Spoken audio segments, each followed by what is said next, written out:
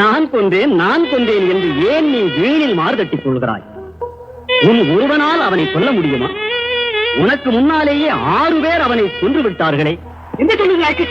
ஆமாம், நடந்ததைத்தான் சொல்கிறேன். முதலில் கர்ணனது கவச குண்டலங்களை இந்திரன் யாசித்து கவர்ந்து சென்றான். 2வது, பிரம்மாஸ்திரம் அவனுக்கு பயன் தராது போகட்டும் என்று பரசுராமர் சபித்து விட்டார். 3வது, கர்ணனால் மகனை இழந்த